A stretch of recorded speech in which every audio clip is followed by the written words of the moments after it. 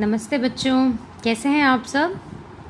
बेटा हमने class 10th का साइंस का पहला चैप्टर यानी कि केमिकल रिएक्शंस एंड इक्वेशंस, रासायनिक अभिक्रियाएं और समीकरण पढ़ना स्टार्ट किया है।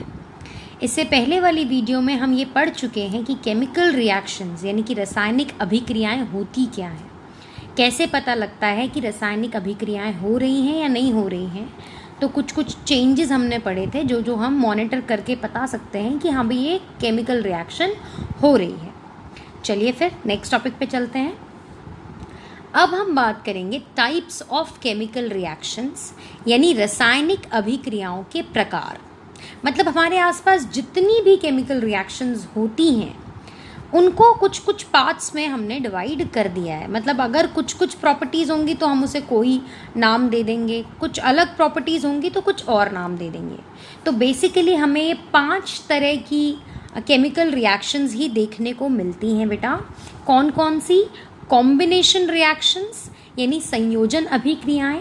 मतलब अगर कोई रिएक्शन हो रही हो तो हमें ये बताना होगा कि इनमें से कौन सी रिएक्शन है। आपके एग्ज़ाम के पॉइंट ऑफ व्यू से आपको कोई रिएक्शन दे दी गई हो, कोई अभिक्रिया दे दी जाएगी और आपसे पूछा जाएगा कि बताओ ये कौन सी वाली रिएक्शन है, कौन से टाइप की रिएक्शन है। ठीक है, तो 5 ही टाइप होता है। पहला है कॉम्बिनेशन रिएक्शन, संयोजन अभिक्रिया।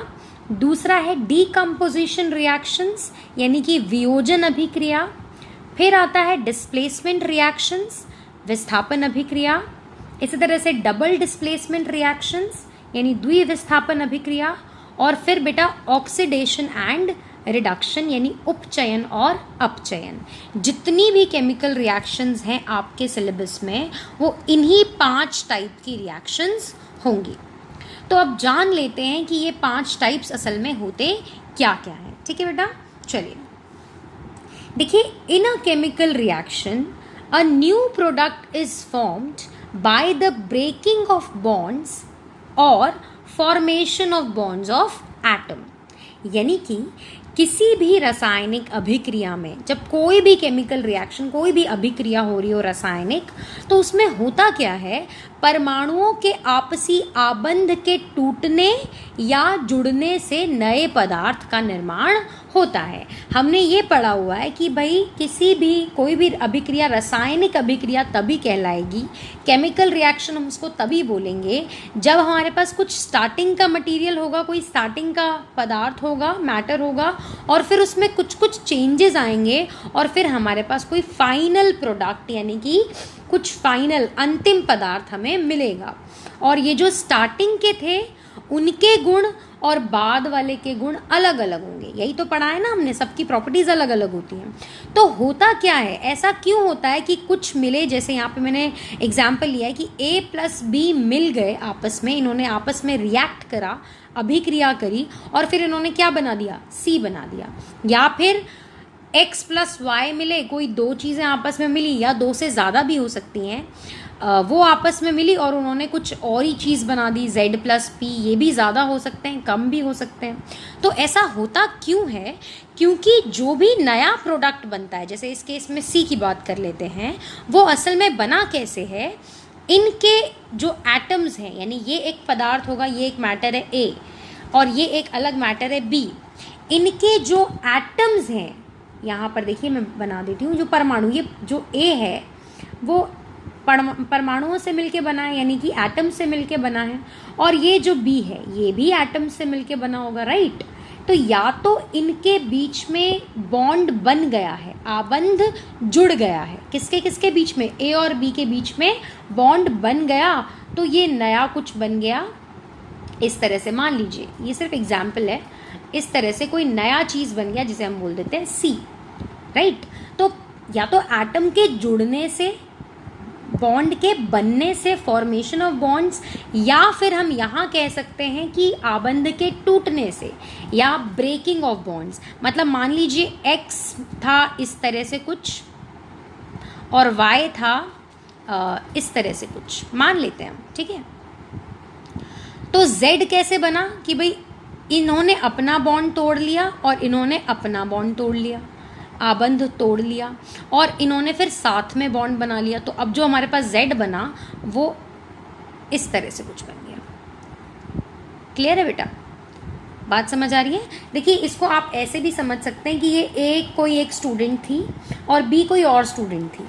इन दोनों ने जब भी रिएक्शन करी, अभिक्रिया करी, तो इन दोनों ने आपस में बॉन्ड बना लिया, यानी आपस में आबंध बना लिया, दोनों ने हाथ में हाथ जोड़ लिए, राइट। तो अब इनकी प्रॉपर्टी बदल गई और ये क्या बन गए? सी, एक गैंग बन गए। मान सकते हैं जैसे लड़कियों का गैंग होता है, लड़कों का गैंग होता है, तो अभी ये एक गैंग बन गए और उन्होंने कोई नई चीज़ फॉर्म कर ली, राइट। यहाँ पर इनके गुण अलग हैं, प्रॉपर्टीज़ अलग हैं, और यहाँ जब ये गैंग बन गए हैं बॉन्ड बनाने से, तो इनकी प्रॉपर्टीज़ अलग हो गई, राइट। और इसी तरह से हम यहाँ देख सकते हैं कि यहाँ दो बच्चों का एक अलग गैंग था, उनकी प्रॉपर्टी अलग थी, और ये वाले दो बच्चों का अलग गैंग था, इनकी प्रॉपर्टी अलग थी। लेकिन फिर क्या किया इन्होंने? आपस में बॉन्ड तोड़ लिया, दोस्ती तोड़ ली, और फिर एक दूसरे के साथ चेंज कर लिया, और फिर कुछ अलग ही प्रॉपर्टी शो करने लगे, इस तरह की। तो नई चीज़ें कब बनेंगी, नया प्रोडक्ट कब बनेगा? जब या तो परमाणुओं के बीच में आबंध टूटेगा या जुड़ेगा, एटम्स के बीच में बॉन्ड ब्रेक होगा या फिर फॉर्म होगा, तभी कोई नया प्रोडक्ट बनता है। हर केमिकल रिएक्शन में ऐसा ही होता है बच्चे। क्लियर है? आगे बढ़ते हैं। अब हम डिटेल में पढ़ेंगे हमारा पहला टाइप यानी पहला प्रकार, वो था कॉम्बिनेशन रिएक्शंस यानी कि संयोजन अभिक्रिया। देखिए बेटा, नाम से ही पता लग रहा है कि इसमें क्या होता होगा, कुछ आपस में कंबाइन करता होगा। संयोजन यानी जुड़ना। संयोजन का मतलब क्या होता है? इसका मतलब होता है जुड़ना, कंबाइन होना, ठीक है। तो ऐसी रिएक्शंस, ऐसी अभिक्रियाएं जिसमें कोई मैटर दूसरे मैटर के साथ जुड़ रहा है, कोई एक पदार्थ किसी दूसरे पदार्थ के साथ जुड़ रहा है। जैसे यहाँ देखिए एग्जाम्पल, यहाँ हमने लिखा है CaO यानी कि कैल्शियम ऑक्साइड। इसे बुझा हुआ चूना भी कहते हैं बेटा हिंदी में, मैंने यहाँ लिखा नहीं है, स्पेस बहुत ज़्यादा कम होती है, तो इसे हम हिंदी में क्या कहते हैं? बुझा हुआ चूना। और ये S का मतलब है सॉलिड यानी ठोस। ये बुझा हुआ चूना हमने कैसा लिया है? कैल्शियम ऑक्साइड, सॉलिड फॉर्म में लिया है, ठीक है।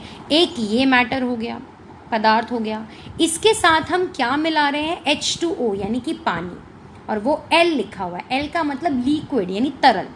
तो ये सॉलिड है, ठोस, और ये कैसा है? तरल। तो जब हम दो चीज़ों को आपस में मिला दें, इनको हम क्या कहते हैं बेटा? जो एरो के इस तरफ होते हैं लेफ्ट हैंड साइड में, जो रिएक्ट करते हैं, अभिक्रिया करते हैं, इनको हम कहते हैं रिएक्टेंट, हिंदी में अभिकारक। आई होप ये लास्ट वाली वीडियो में मैंने क्लियर कर दिया था, तो आपको याद होगा। नहीं याद है तो पहले वाली वीडियो देख लीजिए, पार्ट 1, ताकि आपको थोड़ी बेटर क्लैरिटी हो जाए, ठीक है बेटा। तो ये जो आपस में मिल रहे हैं, कंबाइन कर रहे हैं दो चीज़ें, और कंबाइन करके बना क्या रहे हैं? बना रहे हैं CaOH whole twice. Ca calcium, OH whole twice यानी कैल्शियम हाइड्रोक्साइड। क्लियर बेटा? ये हिंदी में कहलाता है बिना बुझा हुआ चूना, ठीक है। ये बुझा हुआ चूना, ये बिना बुझा हुआ चूना। इंग्लिश में ये कैल्शियम ऑक्साइड, ये कैल्शियम हाइड्रोक्साइड। और यहाँ लिखा है AQ यानी एक्वस यानी कि पानी में मिले हुए।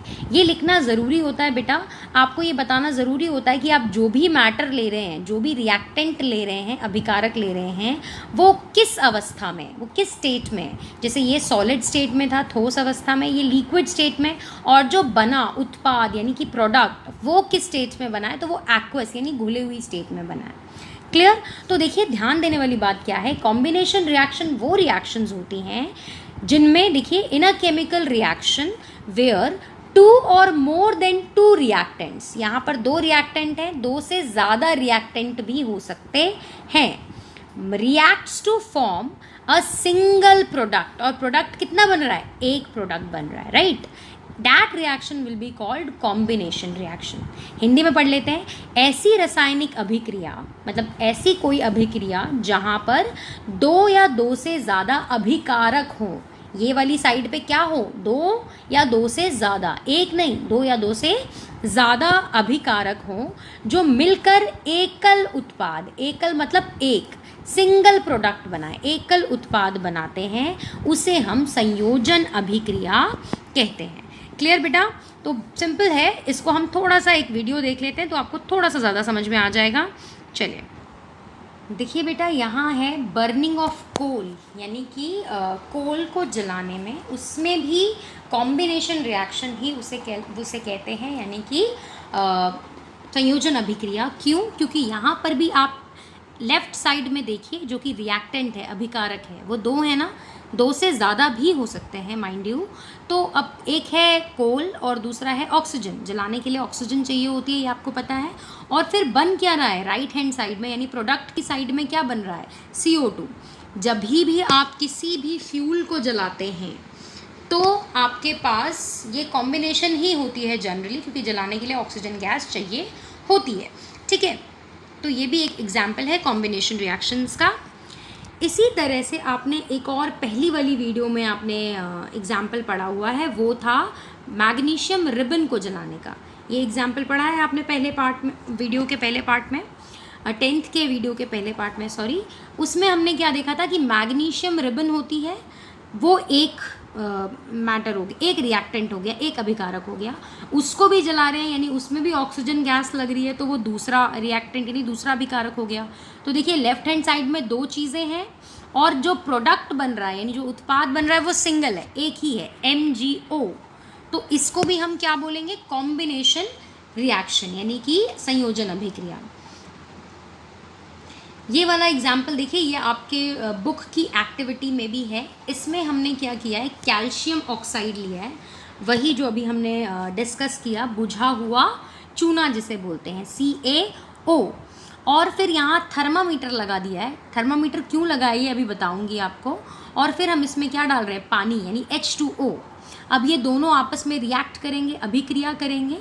हम जब ध्यान से देखेंगे थर्मामीटर को, तो हम देखेंगे कि उसमें जो टेम्परेचर है वो बढ़ रहा है। पहले नहीं बढ़ रहा था जब तक हमने पानी नहीं डाला था। ठीक है, पानी डालने के बाद कुछ ना कुछ हुआ होगा, तभी तो टेम्परेचर बढ़ रहा है। याद होगा आपको कि हमने पार्ट 1 ऑफ द वीडियो में पढ़ा था कि जब भी केमिकल रिएक्शन होती है, यानी कि रासायनिक अभिक्रियाएं होती हैं, तो टेम्परेचर का बढ़ना भी एक उसका इंडिकेशन है, यानी कि एक तापमान बढ़ना भी एक तरह से इशारा करता है कि हाँ केमिकल रिएक्शन हो रही है। तो जब यहाँ पर टेम्परेचर बढ़ रहा है, दिस मीन्स इन दोनों के बीच में क्या हो रही है? Chemical reaction. क्या है? देखिए CaO प्लस H2O क्या दे रहा है हमें?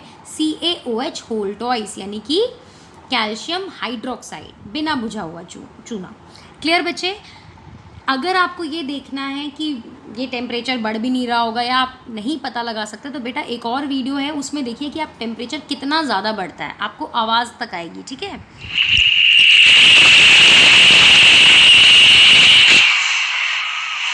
आई होप आपने देख लिया होगा, फील कर लिया होगा। ये जो आपके डिश में ले रखा है वो कैल्शियम ऑक्साइड है, यानी कि बिना बुझा हुआ चूना, सॉरी। और इसमें आप पानी डाल रहे हैं। पानी डालने पे देखिए कितना तेज़ रिएक्शन होता है, टेम्परेचर कितना ज़्यादा बढ़ता है। Just listen.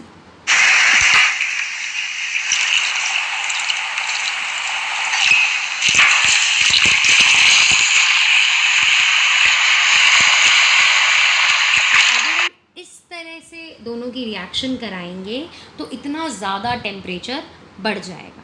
क्लियर बेटा? तो बेटा आपको सिर्फ इतना ध्यान रखना है कि आपको कोई भी रिएक्शन दे दी जाए, अगर कोई भी अभिक्रिया दे दी जाए, तो आपको सिर्फ लेफ्ट हैंड साइड पे देखना है और राइट हैंड साइड पे देखना है। अगर यहाँ पर ज़्यादा आपके पास सामान है, ज़्यादा मटेरियल है, जैसे यहाँ पर दो दिख रहे हैं मुझे आपस में जुड़ते हुए, रिएक्ट करते हुए, और यहाँ पर एक ही प्रोडक्ट बन रहा है, एक ही उत्पाद बन रहा है, तो आपको फटाफट से पता चल जाएगा कि ये किस चीज़ का एग्जाम्पल है। ये कॉम्बिनेशन रिएक्शन का एग्जाम्पल है, संयोजन अभिक्रिया। ओके बेटा, आपकी बुक में और भी एग्जाम्पल्स दे रखे हैं, तो आप उनको भी थोड़ा ध्यान से देख लीजिएगा। जैसे देखिए यहाँ पर हाइड्रोजन गैस है, देखिए ऑक्सीजन गैस है, दो है ना, ज़्यादा भी हो सकती हैं। ये तो चांस की बात है कि सारे मुझे एग्जाम्पल दो रिएक्टेंट वाले ही मिल रहे हैं, पर इससे ज़्यादा भी हो सकते हैं। ठीक है, तो यहाँ पर ये मिलके क्या बना रहे हैं? पानी। और ये एक ही प्रोडक्ट है। अब आप कहोगे कि मैम यहाँ तो दो हैं, 2 मोल्स हैं पानी के, लेकिन है तो सिंगल टाइप ऑफ प्रोडक्ट ना, एक ही तरह का प्रोडक्ट है जो कि है पानी, राइट? कोई और अलग टाइप का प्रोडक्ट नहीं बन रहा, अलग टाइप का उत्पाद नहीं बन रहा, राइट? तो ये भी कॉम्बिनेशन रिएक्शन ही है। ठीक है, अब जो हमने अभी इसकी बात की, जिसमें हमने देखा कि टेम्परेचर बहुत ज़्यादा बढ़ जाता है ना, तापमान बहुत ज़्यादा बढ़ता है। तो उसी से हमारा अगला टॉपिक निकल के आता है एक्सोथर्मिक रिएक्शंस, यानी ऊष्माक्षेपी रासायनिक अभिक्रिया। अब ये क्या बला है, ठीक है, थोड़ा सा डिफिकल्ट लग रहा है ना समझने में। तो देखो बेटा, those chemical reactions in which heat is produced, मतलब ऐसी केमिकल रिएक्शन, ऐसी रासायनिक अभिक्रियाएं जहां पर उत्पाद के निर्माण के साथ साथ ऊष्मा भी उत्पन्न होती है। मतलब उत्पाद तो बन ही रहा था ना हमारा, ये कैल्शियम हाइड्रोक्साइड बिना बुझा हुआ चूना, ये तो बन ही रहा है, साथ ही साथ तापमान भी बढ़ रहा है। और तापमान बढ़ने का कारण क्या है भाई, हीट प्रोड्यूस होगी, यानी ऊष्मा निकल रही है, तभी तो तापमान बढ़ रहा है ना।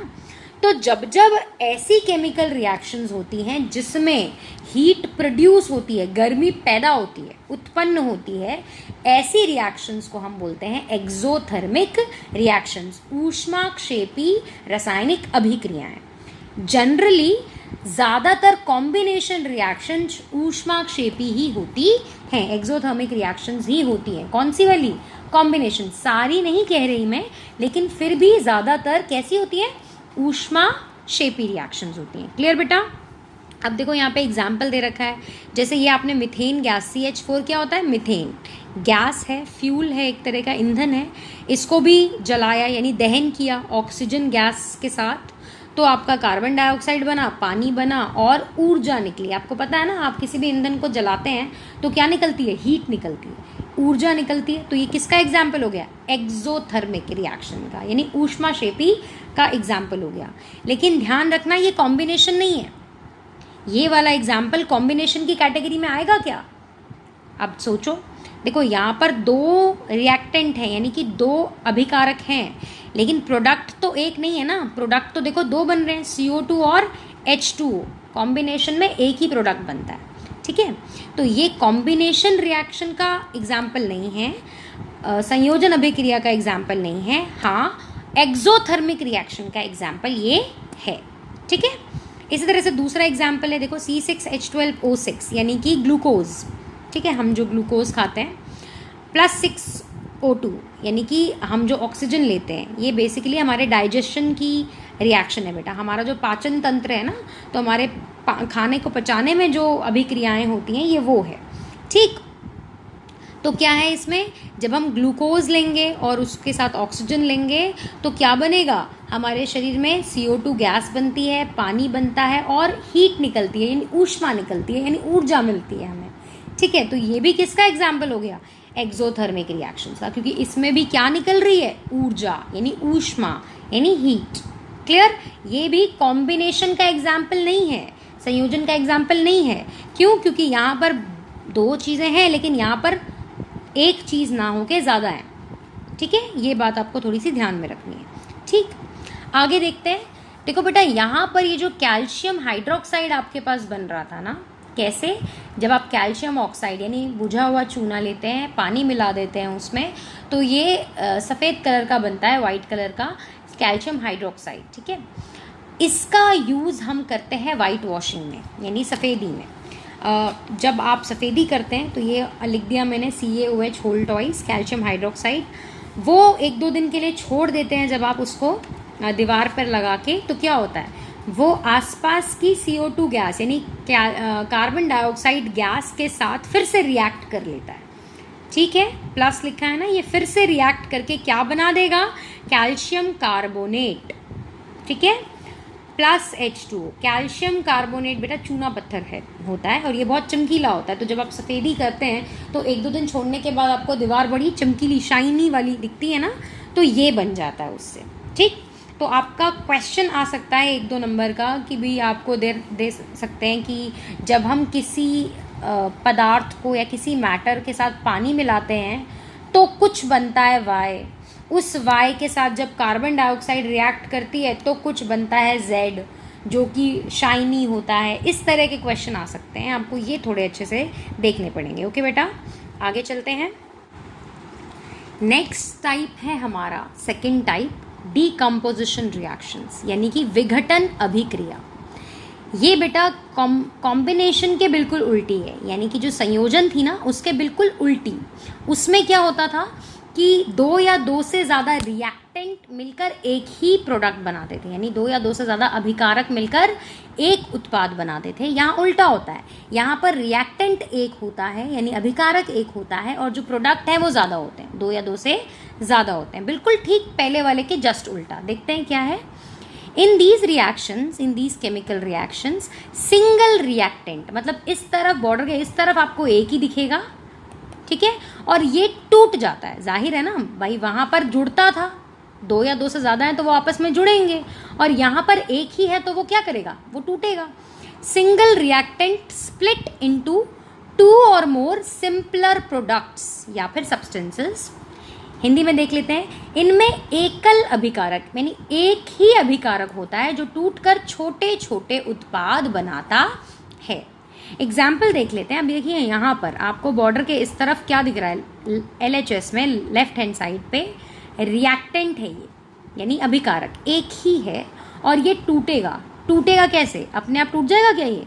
नहीं, अपने आप नहीं टूटेगा, राइट। तो हम इसमें क्या करेंगे, इसको तीली लगाएंगे। जैसे होता है ना कि किसी को गुस्सा दिलाना होता है तो हम क्या करते हैं, उसको थोड़ा सा चढ़ाते हैं या फिर उसको थोड़ा सा तीली लगाते हैं, ऐसे बोलते हैं ना। वैसे यहाँ पर भी हम एक, ये सिंगल ही है तो इसको अगर तोड़ना है छोटे छोटे प्रोडक्ट्स में तो इसको हमें हीट करना पड़ेगा, यानी कि ऊष्मा देनी पड़ेगी, राइट। पहले वाले में हम ये देख रहे थे कि ऊष्मा कहीं कहीं निकल रही थी, यहाँ ऊष्मा हमें देनी पड़ रही है, हीट हमें देनी पड़ रही है। तो जैसे ही हमने इसको हीट दी ये टूट गया। और टूटा किस में? देखिए 1 2 3 3 प्रोडक्ट्स में टूट गया। 3 ही हो ऐसा ज़रूरी नहीं है, बट हाँ एक से ज़्यादा होंगे। जैसे वहाँ पर कॉम्बिनेशन वाले में एक से ज़्यादा इस साइड होते थे, यहाँ एक ही होता था, यहाँ इस तरफ एक ही है और इस तरफ ज़्यादा। क्लियर बेटा? तो ये आपकी बुक का एग्जाम्पल लिया है मैंने, और भी आप बुक के एग्जाम्पल पढ़ सकते हैं। जैसे देखिए कैल्शियम कार्बोनेट, अभी हमने पढ़ा था। लाइमस्टोन या फिर चूना पत्थर, ये सफ़ेद रंग का चमकीला पत्थर होता है, जो आपके ताजमहल वाला संगमरमर होता है ना, वो भी इसी से ही बना है। ठीक है, आगे देखते हैं। इसको भी आपने हीट किया या ऊष्मा दी तो ये भी टूट जाएगा। वापस से किसमें बन जाएगा? इसमें से CO2 गैस निकल जाएगी और CaO यानी बुझा हुआ चूना फिर से बन जाएगा। क्लियर बेटा? तो देखते ही आप बता दोगे, आपको दोनों साइड देखना है, ठीक है, इस साइड देखना है, इस साइड देखना है। अगर आपको इस साइड एक दिखे और यहाँ ज़्यादा दिखे, इसका मतलब ये टूटा है ना, टूट के ज़्यादा छोटे छोटे बने हैं, दिस मीन्स ये डिकम्पोजिशन रिएक्शन है, विघटन अभिक्रिया है। और आपको यहाँ ज़्यादा दिखे और इस तरफ एक ही दिखे, यानी ये वाले जुड़े हैं और एक बनाया है, यानी वो कॉम्बिनेशन रिएक्शन होगी, संयोजन अभिक्रिया होगी। क्लियर है बेटा? एक और देख लेते हैं। 2AgCl यानी ये भी सिंगल ही है। 2 का मतलब बेटा ये मत समझना कि यहाँ 2 हैं, 2 तो हैं पर है तो एक ही टाइप के ना, अलग अलग टाइप के तो रिएक्टेंट नहीं है ना, अलग अलग टाइप के अभिकारक नहीं है, एक ही टाइप का है, सिंगल टाइप का। और ज़रूरी नहीं है कि हर को हमें अलग से हीट देनी पड़े। कुछ कुछ ऐसे कंपाउंड भी होते हैं, ऐसे यौगिक भी होते हैं जिन्हें हमें अलग से हीट नहीं देनी पड़ती, वो सिर्फ सनलाइट में यानी सूरज की रोशनी में या नॉर्मल लाइट में भी अपने आप ही टूट जाते हैं। तो ये टूट जाएगा किसमें? Ag और Cl2 गैस। ये लिखना बहुत ज़रूरी होता है। वाई? बिकॉज AgCl आपने सॉलिड लिया है यानी ठोस लिया है, और जब ये टूटता है तो क्या बनता है? Ag वो भी सॉलिड यानी सिल्वर सॉलिड बनता है और Cl2 गैस बनती है। तो चलिए वीडियो देख लेते हैं ताकि आपको बेटर क्लैरिटी हो जाए। देखिए यहाँ हमारे पास अभी जो हमने एग्जाम्पल पढ़ा, हम यहाँ टेस्ट ट्यूब में फेरस सल्फेट ले लेंगे, हल्के नीले रंग का ये होता है, बड़े सुंदर से क्रिस्टल्स होते हैं। और फिर ये सिंगल ही रिएक्टेंट है बेटा, यानी कि सिंगल एक ही आपका अभिकारक है, ठीक है, इसमें हमने और कोई चीज़ नहीं मिलाई, सिंगल है। और फिर हमने इसको गर्म किया। मैंने बताया था ना, इसको तोड़ने के लिए आपको क्या करना पड़ेगा? हीट करना पड़ेगा। तो जैसे ही हम इसको हीट करते हैं तो धीरे धीरे ये अपना कलर चेंज करने लगता है, यानी धीरे धीरे ये ब्राउन हो जाता है। अब ब्राउन क्यों हो रहा है बेटा? इसके लिए आपको ध्यान रखना पड़ेगा। आपने 9th स्टैंडर्ड में पढ़ा होगा वाटर ऑफ क्रिस्टलाइजेशन, यानी क्रिस्टलीकरण का जल आपने पढ़ा होगा, जिसमें आपने एक प्रैक्टिकल भी किया होगा कॉपर सल्फेट का, जो कि नीले रंग का होता है लेकिन गर्म करने पर वो वाइट कलर का हो जाता है।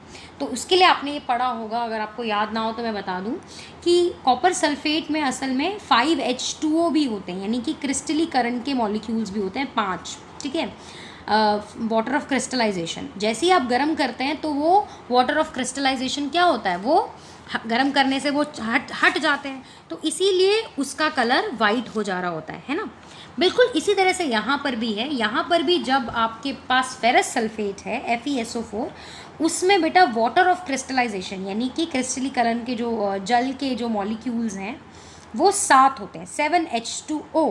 गर्म करने पर वो 7H2O हट जाते हैं, चले जाते हैं, और इसी वजह से ये जो है वो अपना कलर चेंज कर देता है। इसे थोड़ी देर के लिए रख देंगे हम वापस से, और गर्म ना करें, रख दें इसे, तो हो सकता है ये दोबारा से फिर से वाटर ऑफ क्रिस्टलाइजेशन गेन कर ले, या थोड़ा सा पानी मिला दें तो फिर से नीला हो जाए हल्का।